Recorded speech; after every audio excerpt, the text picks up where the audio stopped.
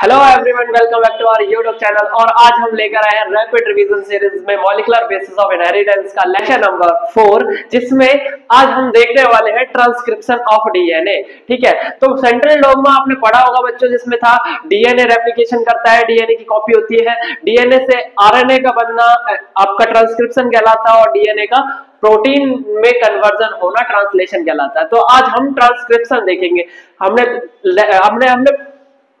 हमने पिछले लेक्चर में देखा था रेप्लिकेशन ऑफ डीएनए। तो रेप्लिकेशन के बाद अब हम करने वाले हैं ट्रांसक्रिप्शन ऑफ डीएनए। कैसे हम डीएनए से एमआरएनए का सिंथेसिस करेंगे, आइए स्टार्ट करते हैं। देखो, तो ट्रांसक्रिप्शन का मतलब आप समझ लो पहले होता क्या है। कॉपिंग, this is a process, आप बोल सकते हो, it is a process in which the copying of genetic information from one strand of DNA into the RNA। DNA के एक स्ट्रैंड से mRNA का सिंथेसिस करना या RNA का बनना क्या कहलाता है? ट्रांसक्रिप्शन कहलाता है। मतलब डीएनए की इंफॉर्मेशन को कॉपी करा जा रहा है। ठीक है, तो principle of complementary governs the process. इस प्रोसेस में प्रिंसिपल ऑफ कॉम्प्लीमेंट्री लगेगा। जो एमआरएनए बनेगा, जो आरएनए बनेगा, उसमें आपका कॉम्प्लीमेंट्री सीक्वेंस बनेगा। और बस ये याद रखना है कि इसमें एडेनिन और यूरेसिल, एडेनिन जो कॉम्प्लीमेंट्री करेगा वो यूरेसिल के साथ करेगा, थाइमिन के साथ नहीं करेगा। ठीक है, आरएनए के अंदर थाइमिन नहीं पाया जाता, आरएनए के अंदर आपका यूरेसिल पाया जाता है। तो unlike the replication, only a single strand of DNA get copy into the RNA. ठीक है, डीएनए रेप्लिकेशन में होता क्या था, दोनों स्ट्रैंड क्या करते थे, कॉपी करते थे और डीएनए का रेप्लिकेशन होता था। लेकिन जो आपका ट्रांसक्रिप्शन होगा उसमें जो आरएनए बनेगा वो सिंगल स्ट्रैंड ऑफ डीएनए के कॉपी होने से ही बनेगा। एक डीएनए का स्ट्रैंड कॉपी होगा जब जाके आरएनए बनेगा। ठीक है, ऐसा क्यों है याद रखना। अगर दोनों स्ट्रैंड कॉपी किए जाते हैं तो दोनों स्ट्रैंड क्या करेंगे, code for different types of protein, दो डिफरेंट टाइप्स की प्रोटीन बनाएगा एक ही segment. That is more complicate the transcription. Then दो स्ट्रैंड अगर कॉपी होते हैं तो आपका क्या होगा, डबल स्ट्रैंडेड आरएनए बन जाएगा। डबल स्ट्रैंडेड आरएनए आपके सेल में एग्जिस्ट नहीं करता, उसे कट कर दिया जाएगा।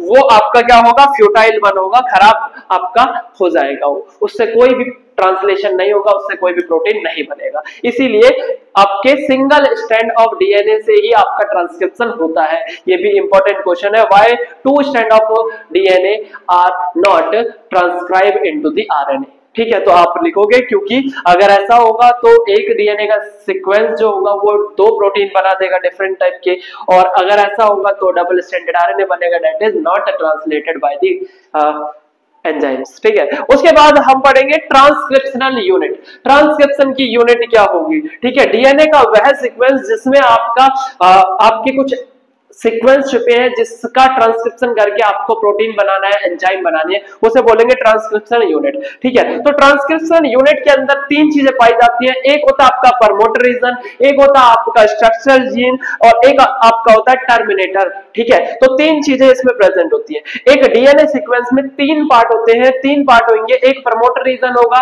एक आपका स्ट्रक्चरल जीन होगा, एक आपका टर्मिनेटर रीजन होगा। ठीक है, अब देखो प्रमोटर रीजन जो होगा वो 5 प्राइम एंड पे प्रेजेंट होगा। याद रखना, दो डीएनए के दो स्ट्रैंड होते हैं, एक टेम्पलेट स्ट्रैंड होता है, एक होता है कोडिंग स्ट्रैंड। एक टेम्पलेट स्ट्रैंड होता है डीएनए का और एक होता है coding strand. Coding strand not code for the protein, वो प्रोटीन को कोड नहीं करता, but they use as a reference strand. क्यों रेफरेंस स्ट्रैंड इसे यूज करते हैं? क्योंकि इसका जो सीक्वेंस होता है वो आरएनए के सीक्वेंस के सेम होता है, बस थाइमिन की जगह यूरेसिल पाया जाता है आपके आरएनए में, जबकि आपका कोडिंग स्ट्रैंड में थाइमिन पाया जाएगा। ठीक है, तो coding strand not code for the protein but it's have the same आपके सीक्वेंस होंगे जैसे आपका आरएनए बनेगा। तो कोडिंग स्ट्रैंड एक रेफरेंस स्ट्रैंड की तरह यूज किया जाएगा। तो 5 प्राइम एंड पे आपका अपस्ट्रीम बोलते हैं, 5 प्राइम एंड पे आपको अपस्ट्रीम बोलेंगे। अपस्ट्रीम का मतलब है जहां पे आपका प्रमोटर रीजन पाया जाए। 3 प्राइम एंड पे आप बोलोगे डाउन स्ट्रीम है, यहाँ पे आपका टर्मिनेटर प्रेजेंट है। ठीक है, अब प्रमोटर रीजन पे क्या होगा, binding site for the RNA polymerase. ठीक है, जो आपका ट्रांसक्रिप्शन का प्रोसेस है वो होने वाला है with the help of RNA polymerase, या फिर आप बोलोगे DNA dependent RNA polymerase. RNA polymerase करेगा लेकिन डीएनए पे डिपेंड होके करेगा। ठीक है, डीएनए का 5 प्राइम एंड पे आपका आरएनए पॉलीमरेज अटैच होगा, प्रमोटर रीजन जहां पे पाया जाएगा, फिर वो आगे की तरफ मूव करेगा। और जो स्ट्रक्चरल जीन होंगे, structural gene are the code for a protein और एंजाइम, ये वो जीन है जिससे आपका प्रोटीन बनने वाला है या फिर आपका एंजाइम बनने वाला है। फिर यहाँ पे आपका कोडिंग होता जाएगा, स्ट्रक्चरल जीन आपके एंजाइम बना देंगे, प्रोटीन बना देंगे। देन लास्ट आपका 3 प्राइम एंड पे आपको टर्मिनेटर प्रेजेंट होगा और टर्मिनेशन क्या करेगा, टर्मिनेट कर देगा आपका ट्रांसक्रिप्शन के प्रोसेस को। ट्रांसक्रिप्शन प्रोसेस यहाँ पे स्टॉप हो जाएगा। ये सिंपल सा ट्रांसक्रिप्शन यूनिट है। अगर आप प्रमोटर और टर्मिनेटर को आपस में एक्सचेंज करते हो तो आपका ये जो आपका बाइंडिंग सीक्वेंस है वो भी बदल जाएगा। ठीक है, आप अगर इसको यहाँ ले आओगे, इसको यहाँ ले जाओगे तो उसका बाइंडिंग सीक्वेंस भी बदल जाएगा। ठीक है, और जो स्ट्रक्चरल जीन है वो आपका प्रमोटर और टर्मिनेटर के बीच में फ्लैंक करता है, ये याद रखना। ठीक है, ये होता है आपका ट्रांसक्रिप्शनल यूनिट। ठीक है, मैंने इतना समझ में आया। Then transcription unit and the gene, इसमें जीन क्या होगा, देखो सिस्टोन एक वर्ड है, टर्म है सिस्टोन। तो सिस्टोन का मतलब क्या है, ऐसा सेगमेंट ऑफ डीएनए जो कि पॉलीपेप्टाइड या फिर प्रोटीन सिंथेसिस के लिए हेल्पफुल है, या फिर आप बोलो ऐसा सीक्वेंस ऑफ डीएनए जहां पे आपका प्रोटीन सीक्वेंस होता है, जहां पे आपका जेनेटिक इंफॉर्मेशन होता है, किसके लिए, प्रोटीन सिंथेसिस के लिए। तो segment of DNA coding for a polypeptide या प्रोटीन। ठीक है, अब देखो दो टाइप के आपके जीन पाए जाते हैं। ठीक है, ये क्या है, ये आपका जीन ही है एक टाइप का। तो दो टाइप के जीन पाए जाते हैं, एक पॉलीसिस्टोनिक जीन होता है, एक मोनोसिस्टोनिक जीन होता है। पॉलीसिस्टोनिक जीन जो होता है वो प्रोकैरियोटिक में पाया जाता है। ठीक है, P फॉर पॉलीसिस्टोनिक और P फॉर प्रोकैरियोटिक। पी से मतलब पॉलीसिस्टोनिक present in prokaryotics. Code for many polypeptide, structural gene इसमें ऐसा पाया जाएगा जो बहुत सारे पॉलीपेप्टाइड चेन को बनाने के लिए हेल्पफुल होगा। जबकि मोनोसिस्टोनिक जीन आपके यूकैरियोटिक में पाए जाएंगे और यूकैरियोटिक में आपका जो स्ट्रक्चरल जीन होगा वो ओनली स्पेसिफिक पॉलीपेप्टाइड बनाएगा, एक ही प्रकार के एंजाइम बनाएगा। मतलब एक जीन ऐसा होगा जो एक एंजाइम को सिंथेसिस करेगा। जब बहुत सारे एंजाइम बनेंगे, बहुत सारी प्रोटीन बना देगा, तो पॉलीसिस्टोनिक और मोनोसिस्टोनिक में आपका एक ही सिंगल पॉलीपेप्टाइड बनता है। तो gene in eukaryotics are split gene, ये भी आपको याद रखना है। जो यूकैरियोटिक के जीन होते हैं वो स्प्लिट जीन होते हैं। स्प्लिट क्यों बोल रहे हैं, क्योंकि इसमें दो सीक्वेंस होते हैं, एक कोडिंग सीक्वेंस होता है, एक नॉन कोडिंग सीक्वेंस होता है। एक एक्सप्रेस करने वाले जीन होते हैं, एक नॉन एक्सप्रेसिव जीन होते हैं। तो जो कोडिंग सीक्वेंस होता है, कोडिंग करने वाले जीन होते हैं, उन्हें एक्सॉन्स बोलते हैं, और जो नॉन कोडिंग होता है उन्हें इंट्रॉन्स बोलते हैं। ठीक है, और उसके बाद अगर आपको मैच्योर आरएनए देखना है तो मैच्योर आरएनए के अंदर आपके ओनली एक्सॉन पाए जाएंगे। हम देखेंगे यूकैरियोटिक का ट्रांसक्रिप्शन कैसे होता है, और उसमें जब एमआरएनए बनता है तो एचएनआरएनए बनता है, हेट्रोजीनस आरएनए बनता है, जिसमें इंट्रॉन और एक्सॉन दोनों पाए जाते हैं। फिर हम उसे पोस्ट ट्रांसक्रिप्शनल प्रोसेस से क्या करते हैं, इंट्रॉन्स को हटा देते हैं, एक्सॉन्स को रहने देते हैं, देन वो आपका ट्रांसलेशन के लिए जाएगा। ठीक है, तो आइए स्टार्ट करते हैं transcription in the eukaryotic and prokaryotic. तो अब हम स्टार्ट करते हैं transcription in prokaryotics and transcription in eukaryotics. ठीक है, देखो प्रोकैरियोटिक्स में जो ट्रांसक्रिप्शन है वो बहुत इजी है, क्योंकि यहाँ पर बस सिंगल आरएनए पॉलीमरेज का इस्तेमाल किया जाता है। Only single RNA polymerase use होता है। ठीक है, और जो ट्रांसक्रिप्शन का प्रोसेस है इन बैक्टीरियाज और इन प्रोकैरियोटिक्स, ये ट्रांसलेशन के साथ ही हो जाता है, एक ही साइटोसोल में हो जाता है। ठीक है, क्योंकि यहाँ पे डिफरेंट आपके डिफरेंट आरएनए पॉलीमरेज नहीं लगे होते और पोस्ट ट्रांसक्रिप्शनल कोई प्रोसेसेस नहीं करना पड़ता, क्योंकि इसमें क्या है, एक ही कंटिन्यूअस जीन होता है, इसमें कोई स्प्लिट जीन होता नहीं है। ठीक है, जबकि जो यूकैरियोटिक्स है उसमें आपको पोस्ट ट्रांसक्रिप्शनल प्रोसेस करना पड़ता है, क्योंकि यहाँ पे स्प्लिट जीन पाए जाते हैं, जो अनयूजुअल सीक्वेंसेस है, जो ट्रांसक्राइब नहीं होते हैं, नॉन फंक्शनल जो एमआरएनए होता है उसे हम फंक्शनल एमआरएनए में कन्वर्ट करना पड़ता है। इसलिए ये आपका थोड़ा सा कॉम्प्लेक्स है। 3 आरएनए पॉलीमरेज लगते हैं इसमें, अलग अलग आपके एमआरएनए बनाने के लिए, आरएनए बनाने के लिए। ठीक है, तो ये कॉम्प्लेक्स है। तो आइए स्टार्ट करते हैं प्रोकैरियोटिक। तो प्रोकैरियोटिक के बारे में आपको पता है कि ये आपके पॉलीसिस्टोनिक जीन होते हैं, इसके अंदर कंटिन्यूअस आपका जीन होता है, इसमें कोई स्प्लिट जीन नहीं होता। बैक्टीरिया के अंदर एक सिंगल टाइप का आरएनए पॉलीमरेज ही ट्रांसक्राइब कर देता है एमआरएनए को, टीआरएनए को और आरआरएनए को। 3 टाइप के आपके आरएनए पाए जाते हैं। कौन से? एमआरएनए जिसे मैसेंजर आरएनए बोलते हैं, टीआरएनए जिसे ट्रांसफर आरएनए बोलते हैं, और आरआरएनए जिसे राइबोसोमल आरएनए बोलते हैं। तो तीन टाइप के आपके आरएनए बनते हैं, जिन्हें ट्रांसक्राइब कराने के लिए सिंगल आपका आरएनए पॉलीमरेज यूज होता है बस। ठीक है। डीएनए डिपेंडेंट आरएनए पॉलीमरेज एक ही टाइप का लगेगा, किसमें, बैक्टीरिया के अंदर या प्रोकैरियोटिक के अंदर, जो कि तीनों आरएनए को बना देगा, ठीक है। उसके बाद 3 स्टेप होते हैं ट्रांसक्रिप्शन के। पहला स्टेप आपका इनिशिएशन, दूसरा है एलोंगेशन, तीसरा है टर्मिनेशन, ठीक है। तो इनिशिएशन में होगा क्या, देखो इनिशिएशन वाला जो स्टेप है आपका, पहला स्टेप है इनिशिएशन। तो इनिशिएशन में आपके पास जो प्रमोटर रीजन है वहां पे आरएनए पॉलीमरेज क्या करेगा, बाइंड करेगा। आरएनए पॉलीमरेज को बाइंड करने के लिए एक फैक्टर की रिक्वायरमेंट होती है, जैसा बोलते हैं सिग्मा फैक्टर। याद रखना इनिशिएशन में सिग्मा फैक्टर काम आता है। सिग्मा फैक्टर बाइंड करवाता है आरएनए पॉलीमरेज को, ठीक है, प्रमोटर रीजन से। तो आपका आरएनए पॉलीमरेज सिग्मा फैक्टर के साथ जोड़ने के बाद आपके प्रमोटर रीजन पे क्या करेगा, बाइंड कर जाएगा।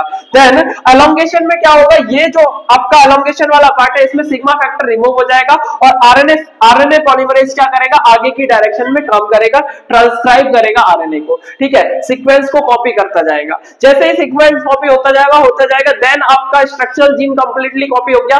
देन आपका आएगा टर्मिनेशन वाला स्टेप। तो टर्मिनेशन वाले स्टेप में आपको क्या मिलेगा, एक रो फैक्टर मिलेगा। टर्मिनेशन करवाने के लिए एक रो फैक्टर नेसेसरी होता है। आरएनए पॉलीमरेज रो फैक्टर के साथ जुड़ता है और सेपरेट हो जाता है आपके डीएनए से, ठीक है, और आपका आरएनए क्या हो जाता है, बन जाता है, मैच्योर आरएनए आपका फॉर्म हो गया। ये सिंपल सा प्रोसेस आपका प्रोकैरियोटिक में होता है, बैक्टीरिया में होता है, सिंगल आपका आरएनए पॉलीमरेज का इस्तेमाल होता है यहाँ पे, ठीक है।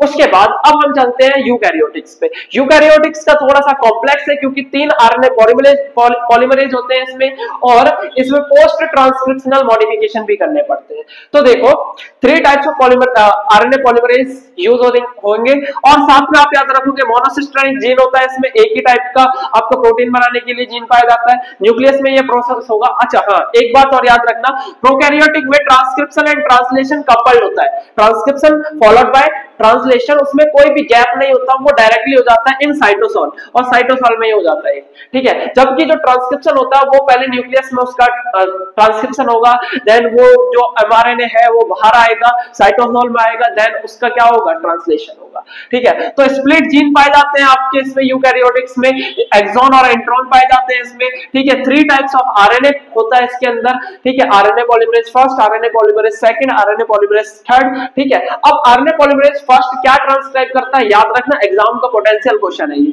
नीट में पूछा जाता है, ये आपका सीबीएसई में पूछा जाता है कि आरएनए पॉलीमरेज क्या बनाता है, आरएनएस की सिंथेसिस करता है। कौन सा आरएनएस हो सकता है, राइबोसोमल आरएनए के टाइप कौन से हो सकते हैं, 28S, 18S and 5.8S RNA.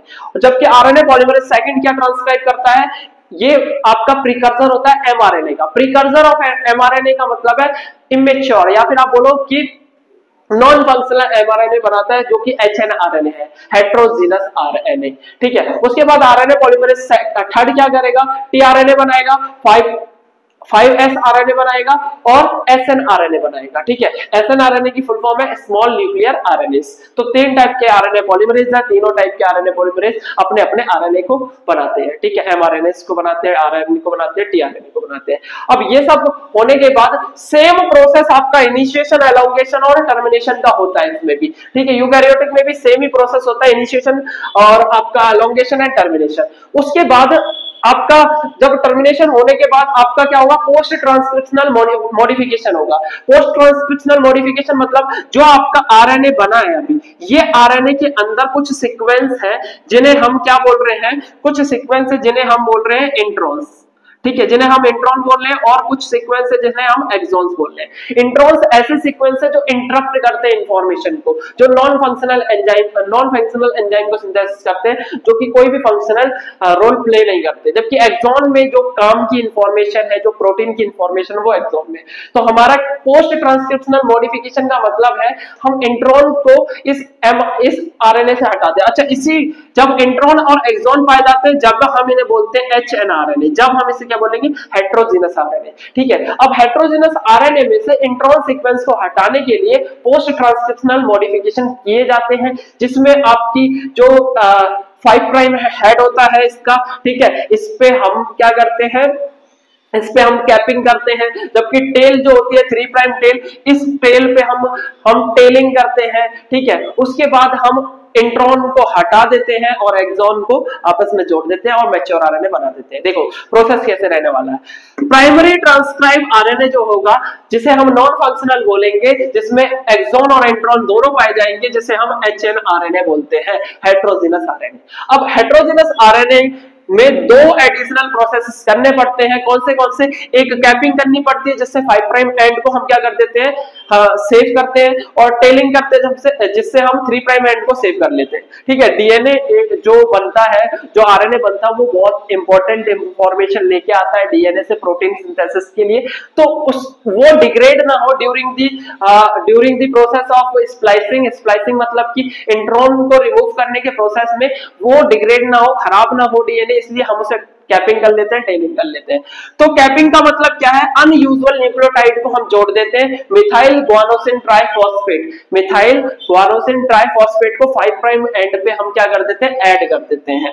ठीक है, एचएनआरएनए के 5 प्राइम एंड पे हम मिथाइल गुआनोसिन ट्राइफॉस्फेट को ऐड करते हैं, इसे हम कैपिंग बोलते हैं। देन टेलिंग क्या होता है? एडिनाइलेट रेसिड्यूज, ठीक है, पॉली एडिनाइलेट रेसिड्यूज को हम 3 प्राइम एंड पे ऐड कर देते हैं। 200 से 300 न्यूक्लियोटाइड को ऐड करते हैं, एडिनाइलेट को ऐड करते हैं, पॉली ए को ऐड करते हैं। ठीक है, इन टेम्पलेट इंडिपेंडेंट मैनर। ठीक है, टेम्पलेट पे कोई डिपेंडेंसी नहीं होती, वो बस हम ऐड कर देते हैं जस्ट। ठीक है, तो टेलिंग का मतलब है 3 प्राइम एंड पे एडिनाइलेट रेसिड्यूज को ऐड करवाना। ठीक है, एडिनाइलेट मतलब पॉली एडेनिन को। ठीक है, पॉली ए को आप क्या कर रहे हो, ऐड करवा रहे हो।